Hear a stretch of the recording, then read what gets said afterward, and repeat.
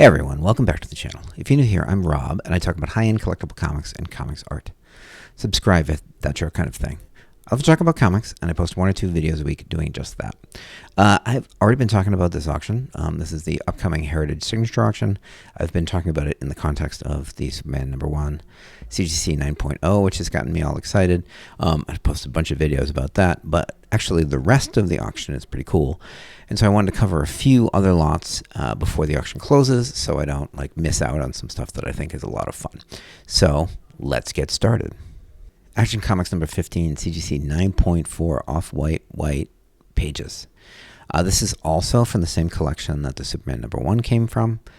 This is the second most exciting book. It's a very exciting book. This is the highest graded CGC 9.4, and realistically could be the best copy, as 9.4 for a Golden Age book is pretty hard to get, even church copies. So the church copy is going to look better. It's going to be better preserved, but there's no guarantee it would actually have a higher number. So that's pretty crazy. By the way, the highest graded copy in GPA is the Billy Wright copy. That's a 7.0. This is going to sell for a lot of money, so I'm going to be interested to see what this does. Obviously, it's all going to be overshadowed for the Lee family by their incredible windfall for the Superman #1, but it can't hurt to have I don't know, whatever, $150,000 book or whatever this is. I actually have no idea. Can't even predict. So we'll see. But yeah, if you're in the market for a Action number 15, 4th Superman cover, this is the one to get, because you're never going to get the church copy. I just did a video on classic covers, the rise and rise and rise of classic covers. This book sold for a lot less than it's going to sell for this time around. Over $100,000, I'm predicting. 6.5 sold for $66,000 in June of this year, June of 2025. And like I said, this D copy sold previously for $7,767 in 2006. So the consignor, if it's the same person that's owned it since, is going to do really pretty well. And if you haven't yet, check out the classic covers video I did. I'll drop a link in the description because it's really fun. It was a fun one to do, and people really liked it, and I got a lot of comments. So check it out if you haven't. I love this book. I love Wonder Woman. I really am a proponent of there being the big 3 in DC, and I think that the Wonder Woman keys are obviously less valuable and get less hype than the Superman, Batman keys, and which is fine, but I think the Wonder Woman keys are pretty awesome. So first Silver Age Wonder Woman, Wonder Woman 98, CGC 9.6, 2 Wonder Women on the cover, fighting it out. Gotta love it. And this is 1 of 1. The second highest graded is 9.0. I have no idea what this one's going to sell for. It's a freshly graded gem, however, recently graded, so we'll see where it ends up. I always love to share the mint books.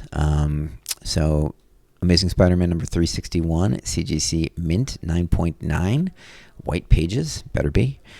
There are 3 9.9s in the census, and none of them have sold in GPA. It's always fascinating to me. It's and I guess it's not that fascinating because I've graded mint books, etc., and I've graded a bunch of books that were just for my collection. But it's fascinating that 3 of these have been graded, and none of them have traded hands in any GPA venue. That's kind of nuts. It's 25 years. So we'll see what this one does. These books can be shocking sometimes. What these copper and even modern age high grade books sell for. I sell a lot of that stuff actually these days, but I still get shocked. Batman: The Killing Joke, no number, DC 1998, PSA mint 10.0, exceptionally white pages. Fine. This is my first time covering a PSA book. I have no idea what these things are going to go for. I'm probably going to submit to PSA, actually. I should just do a whole video on the whole process. It'll take a month or however long their turnaround time is. But yeah, I'll do that. Sold. I'm done. I'm done on that idea. Definitely going to do it. Because it'll be interesting. I submitted to BCS for a while and see how that went. And then obviously I mostly stick with CGC now, but that's fine. And I'll see what PSA does, and I'll try and sell them, and we'll see what happens. I'm not going to send in anything too crazy, but we'll see. I'll send in something good. I'll send in something that should sell. But anyway, so this is a mint. So do you believe that this is a mint 10.0? I don't know. I have no idea. I have no experience with PSA books. But if you do believe it is close to a mint 10.0 book, what do you think it will get to compared to this? So this book got $28,800 in 2024. This is a CGC mint 10.0 Killing Joke, no number. We'll see. It's actually like going to be pretty interesting. Although, mint books are wildly, the prices jump around. So, because like once the one person gets one, I don't know. We'll see. It'll be interesting to see. Frank Miller and Klaus Janson, 177 splash page 1, original art, Marvel, 1981. So one of the things that happened was Miller and Janson worked together for a while, and you start to see some of the panels look a little bit more like Janson's influence. And eventually, of course, Miller was just doing like basically breakdowns and layouts, and Janson was really doing the finished art. And this beautiful, beautiful page is kind of in the middle of that transition. And I think it's the best of both worlds, because like some of the later stuff, like 188 or 187, like kind of look more like Janson art, even though they have the incredible storytelling from Miller. This particular one, this particular half splash, I guess it is, it just feels great because I love the Janson art. I love Janson's art, like as a proper penciler, not even doing, finishes over Miller's layouts. And he's just an incredible inker. He's a great artist in ink.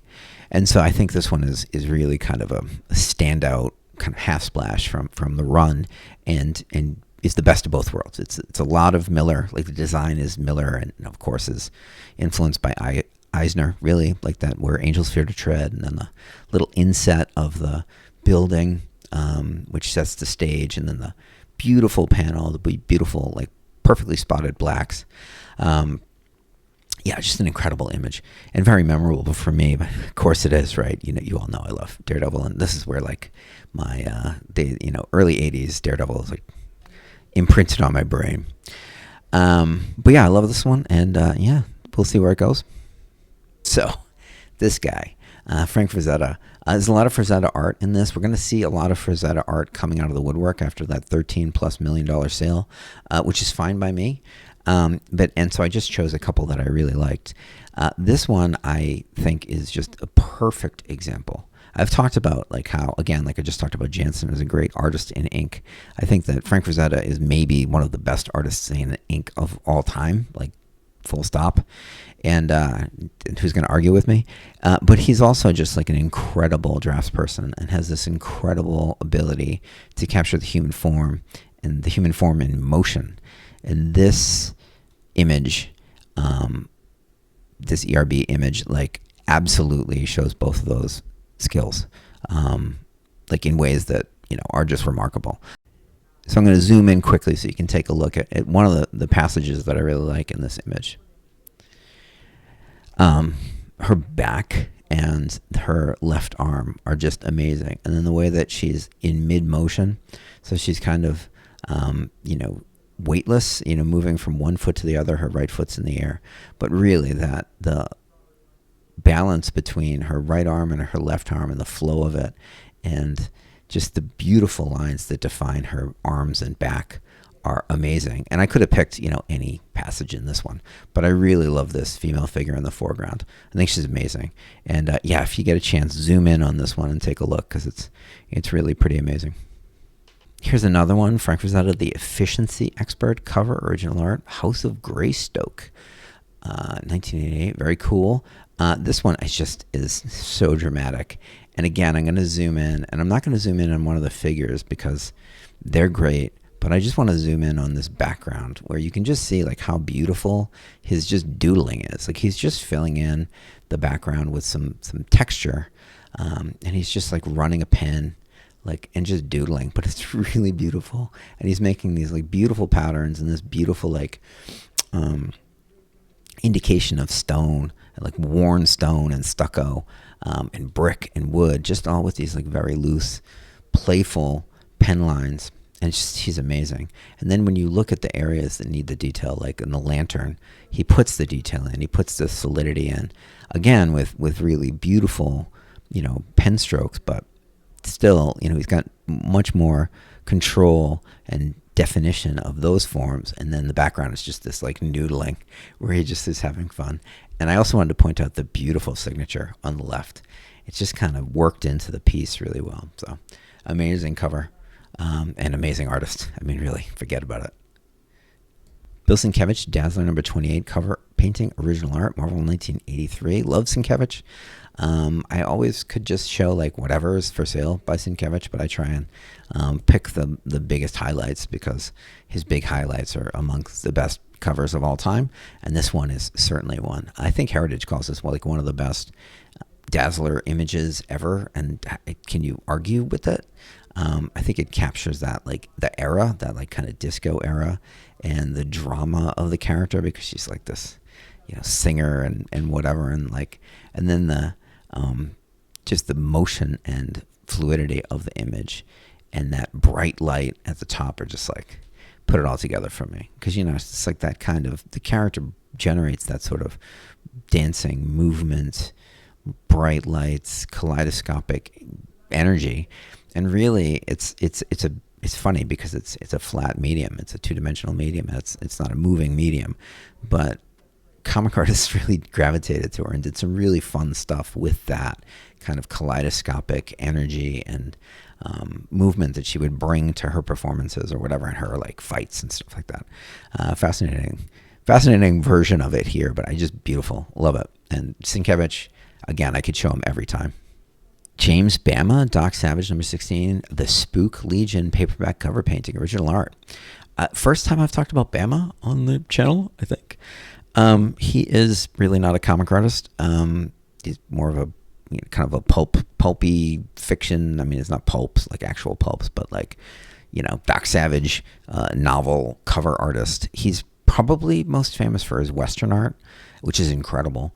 But he's an incredible painter, like highly skilled, very dramatic, and does a lot of fun stuff. And these Doc Savage covers are like legendary. I remember, actually, it was my friend who actually recently passed away, comic artist Rob Stull, who introduced me to Bama. This was like 30 years ago. He's like, "Oh, you need to check out James Bama. He's an incredible painter." Because I was doing some painting and stuff like that. And he's like, "Yeah, you got to check him out." And it was readily available, everything on the internet. So I was able to find some things, but like not what you can find now.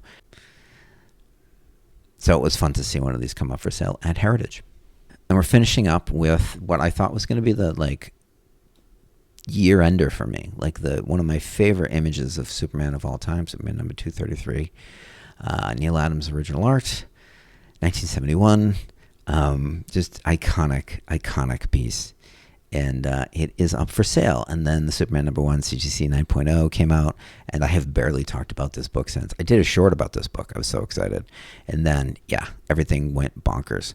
So I'm really interested to see what this goes. I'm hoping it sets a record for Adams, which is, I think, around $600,000 from a few years ago. But, I'm hoping this sets a record for Adams and DC covers, and I don't know, whatever else you want it to do, because to me it's like this is one of the ultimate expressions of original art, and it's one of the greatest images of one of the greatest characters of all time, Superman. So I don't know if there's anything more I can say other than I'm excited. So with that, we're done. As I mentioned in my previous short, I'm traveling, so it's been kind of interesting to find a place to record, but I snuck in a little bit of time today to get this one recorded. It was fun to look at this auction. I mean, obviously, I'm just going to pay attention to the Superman number 1, but I went through the catalog on this one. It was actually the paper catalog because it was a little later than normal, and the paper catalog came, so I was able to do that, and that was a blast.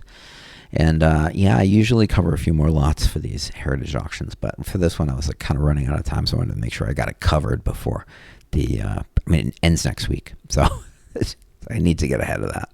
I've got some stuff coming up for the channel, some kind of project-based work, as well as I'm ready. I've already started. I'm doing that classic covers tier list, which will include things like Superman 14, etc. So that's going to be fun. That might be next weekend, which would be great. and yeah, continuing auction coverage, etc. I'm going to go back to the my favorite comics and the Silver Age pedigrees, etc. I've got a bunch in the works right now, so that's going to be fun. And yeah, if you haven't yet, please like and subscribe. Drop some comments. Tell me what you're looking at in this auction other than the Superman #1. And yeah, I'll see you in the next one. Thanks. Bye.